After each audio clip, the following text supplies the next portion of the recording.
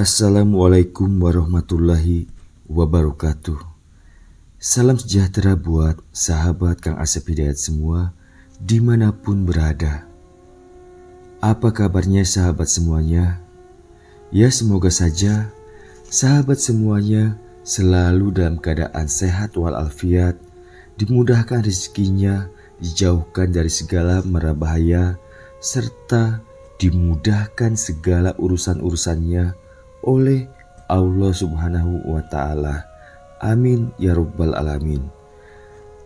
Baik, kali ini kembali Kang Asep akan melanjutkan kisah sebelumnya, yaitu Belenggu Cinta Gadis Pemuja Setan bagian 5 karya Kang Asep Hidayat sendiri.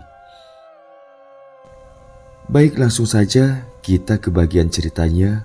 Namun seperti biasa, yuk kita membaca. Bismillahirrohmanirrohim. Inilah selengkapnya. Ruangan yang tiba-tiba saja menjadi terang, tentu saja membuat semua yang saat itu tengah asyik berjoget menjadi terkejut. Ditambah dengan keadaan Denny yang seperti tengah kesurupan, membuat situasi menjadi panik.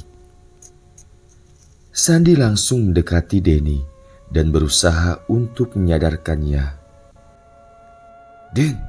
Denny, kamu kenapa? Sadar, Den, ucap Sandi sembari menepuk pipi Denny. Tak ketinggalan dengan Sherly, ia membuka tas kecilnya yang ia letakkan di atas meja. Sherly mengambil minyak angin dan langsung dioleskan ke bagian hidung dan pelipis Denny, kemudian dipijat-pijatnya. Beberapa saat kemudian, Denny tersadar. Dan seketika itu pula, ia merasa terkejut. Denny celingak-celinguk, seperti baru terjaga dari tidur. Melihat Denny sadar, Sandi langsung bertanya, "Kamu kenapa, Den?"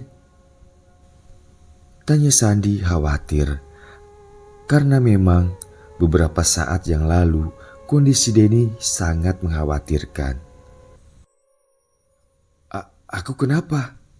Memangnya aku kenapa, Bang?" Jawab Denny tak mengerti.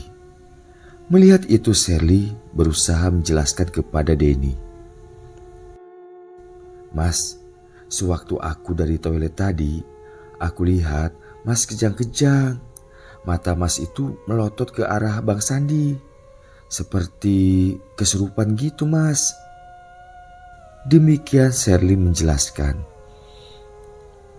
Mendengar penjelasan Sherly, Denny langsung terdiam dan bergidik. Lalu dengan suara gemetaran, Denny menceritakan apa yang ia lihat. "Aduh Mas, kok sama ya dengan yang aku lihat? Cuma aku lihat perempuan itu di lobi. Beberapa saat Mas masuk ke dalam pub tadi," ujar Sherly menceritakan bahwa ia melihat makhluk yang serupa dengan yang dilihat Denny. Singkat cerita, malam itu Denny memutuskan untuk pulang saja, tidak melanjutkan untuk hiburan, meninggalkan Sandi di VIP room bersama yang lainnya.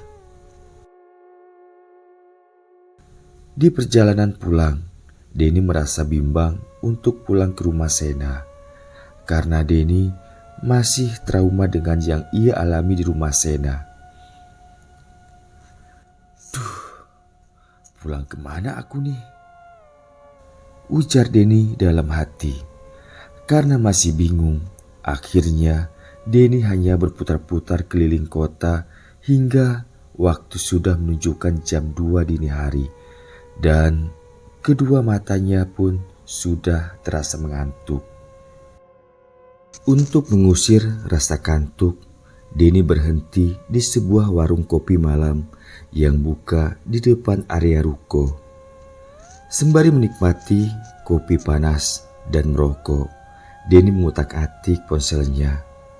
Belum sempat menemukan siapa yang akan ia telepon, justru ponselnya berdering. Tentu saja hal itu membuat Denny sedikit terkejut. Terlihat di layar ponselnya nama yang menelponnya saat itu, Nina. Segera Denny mengangkatnya. "Halo dek, ada apa nih? Jam segini nelpon?" Jawab dan tanya Denny setelah tersambung. "Emangnya nggak boleh gitu nelpon jam segini?" Jawab Nina. "Nggak apa-apa sih, cuma tumben nelpon mas jam segini. Kangen ya?" Ucap Denny menggoda. "Lagi di mana mas?" Tanya Nina lagi. Kok masih nanya mas di mana? Ya di hatimu lah." Jawab Denny bercanda. Serius lah mas. Aku lagi lapar nih. Mau keluar males mas. Jadi kalau mas lagi di luar dan lagi gak sibuk nih, beliin makan dong. Ujar Nina yang bermaksud meminta tolong belikan makan. "Oh gitu, ngomong dong. Kalau untuk kamu pasti bisa. Oh ya, mau makan apa?" Tanya Denny dan bersedia untuk belikan makan buat Nina. "Hehehe. Makasih ya mas ganteng. Aku tunggu di rumah." Ucap Nina senang.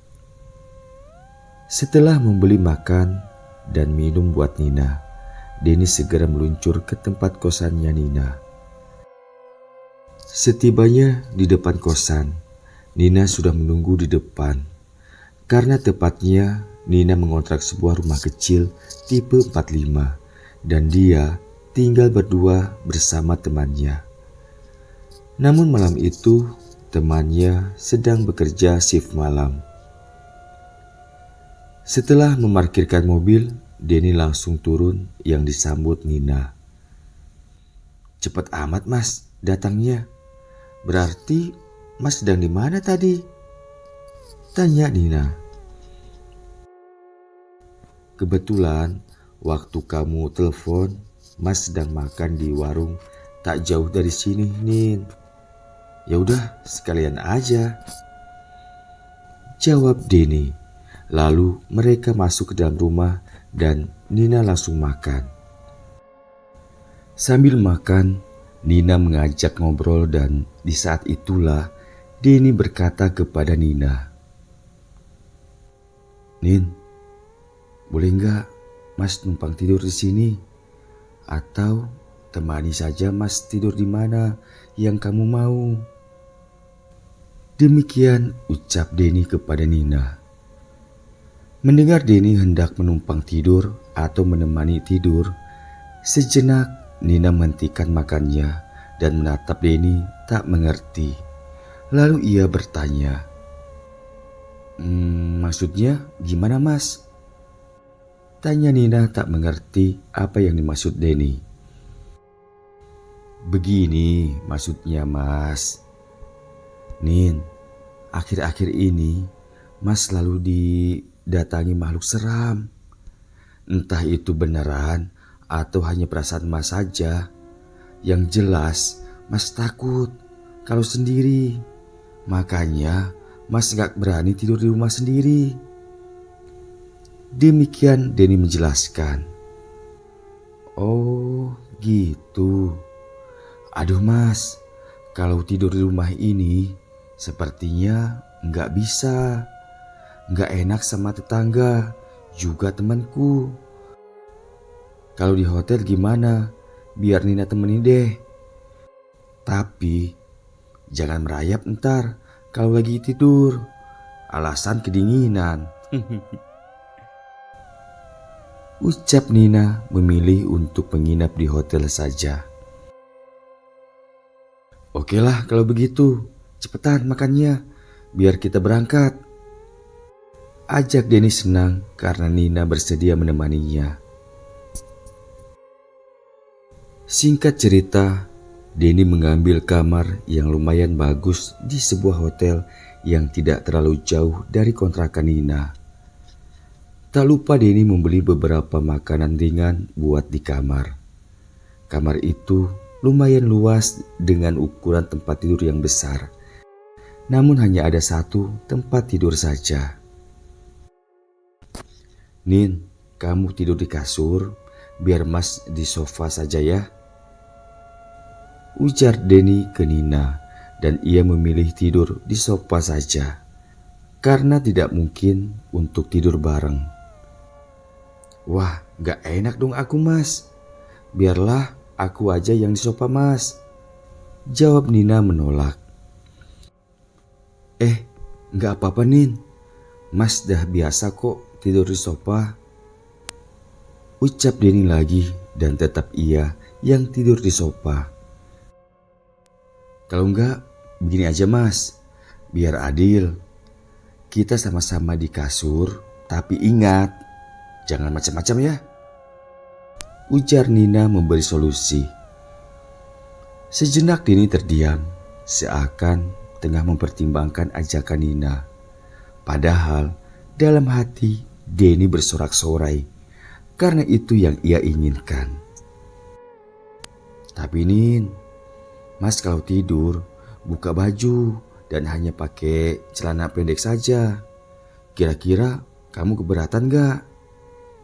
Ucap Denny yang memang kebiasaannya jika tidur tidak mengenakan baju dan hanya mengenakan celana pendek saja. Ya deh Mas, terserah saja. Jawab Nina yang terlihat sudah duluan membaringkan badannya di kasur. Sebelum naik ke atas kasur, Denny terlebih dahulu masuk ke kamar mandi untuk melepaskan celana panjang dan kaosnya. Setelah cuci kaki dan muka, Denny kembali ke kamar dan membaringkan tubuhnya di samping Nina yang dibatasi dengan bantal guling. Lebih dari 10 menit, Denny dan Nina membaringkan tubuhnya di kasur. Tapi mereka belum tertidur pula. Justru mereka malah mengobrol banyak hal. Nin, kamu kapan rencananya menikah? Tanya Denny ke Nina. Nggak tahu Mas, belum ada jodohnya kali ya Mas. Jawab Nina cuek. Emang kamu cari laki-laki yang seperti apa Nin? Tanya Denny lagi. Mendapat pertanyaan itu, Nina tidak langsung menjawab, seakan ia tengah berpikir. Dan Denny kembali berkata, kamu cari laki-laki pasti seperti aku kan? Mendengar ucapan Denny, kali ini Nina terkejut seraya berbalik menghadap Denny sembari memukul Denny dengan bantal guling dan berkata, dasar GR Mas ini. Denny menangkis pukulan-pukulan Nina sembari terus tertawa. Hingga tanpa sadar, Denny memeluk tubuh Nina agar menghentikan pukulan bantal guling kepadanya. Namun Nina terus meronta dan mencibir. Ternyata Mas orangnya geeran, ucap Nina tertawa. Semakin meronta, semakin erat pula Denny mendekap tubuh Nina yang mungil itu. Ayo ngaku, bener kan? Tipe laki-laki yang kamu suka seperti Mas kan? Kalau gak ngaku, Mas cium nih. Ujar Denny ke Nina. Tapi Nina tidak menjawab, justru terus meronta dan tertawa. Hingga cup, Denny mencium pipi dan leher Nina berulang. Mendapat ciuman Denny, seketika Nina terdiam seraya menatap wajah Denny penuh arti dan berkata, Mas. Hanya kata itu yang terucap dari bibir Nina. Dada Nina terasa berdebar di dada Denny yang tak menggunakan pakaian. Hembusan napas Denny yang sedikit memburu mengenai wajah cantik Nina sungguh membuat Nina jadi terbawa suasana saat itu. "Iya Nin, ada apa? Maaf, aku mencium kamu Nin. Kamu marah ya?" ucap Denny. Nina menggelengkan kepala dan berkata dengan lirih, "Enggak mas, aku cuma gak nyangka aja dicium kamu mas," ucap Nina dan perlahan ia memejamkan kedua matanya.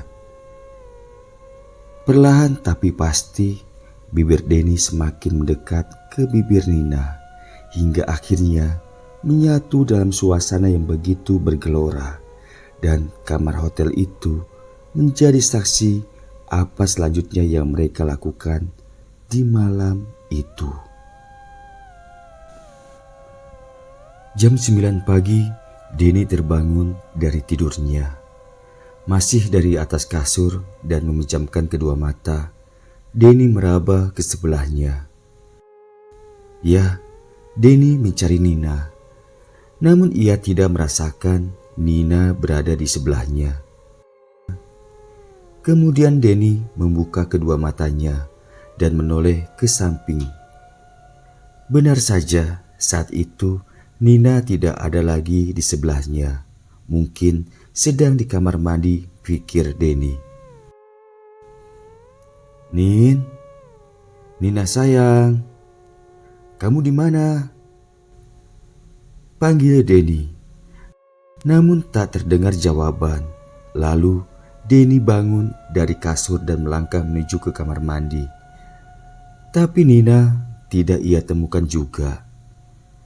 Lalu Denny kembali ke kamar dan mengambil ponselnya yang berada di meja kecil di samping kasur. Denny membuka ponselnya hendak menelpon Nina. Namun ketika membuka ponsel, ia melihat ada beberapa pesan SMS masuk dan itu dari Nina. Denny membuka pesan dan membacanya. "Mas, aku pulang duluan ya. Karena aku mau kerja. Mas, aku sangat senang dan bahagia. Makasih ya mas atas kebahagiaan yang telah kita nikmati semalam." Demikian pesan SMS dari Nina. Setelah membaca pesan dari Nina, sesaat Denny termenung. Pikirannya kembali ke beberapa jam yang lalu. Lalu Denny tersenyum tipis dan mencoba untuk menelpon Nina. Namun beberapa kali ditelepon tidak tersambung juga karena ponsel Nina dinonaktifkan. Karena tidak tersambung, Denny meletakkan kembali ponselnya di meja. Bergegas ia mandi dan check out dari hotel itu. Jam 11 siang, Denny tiba di rumah Sena. Ia langsung masuk ke dalam kamar dan naik ke atas kasur untuk melanjutkan tidur. Namun baru saja Denny memejamkan kedua matanya. Perlahan ia merasakan ada seseorang yang naik ke atas kasurnya. Denny terkejut dan refleks membuka kedua matanya. Denny menoleh ke kanan dan ke kiri, mencari siapa yang naik ke atas kasur. Namun ia tak mendapati sesiapapun di sana. Mungkin hanya perasaanku saja, pikir Denny. Lalu ia memejamkan kembali kedua matanya. Baru saja Denny memejamkan kembali kedua matanya. Terasa seperti ada tangan yang meraba bagian perutnya. Bahkan menurunkan celana pendek yang ia kenakan saat itu. Mungkin karena sudah terlalu mengantuk, Denny tak peduli dan tetap untuk tidur saja. Bersambung. Bagaimana kisah selanjutnya? Jangan kemana-mana, ikuti terus kisahnya di bagian 6. Kang Asep aturkan banyak terima kasih dan wassalamualaikum warahmatullahi wabarakatuh.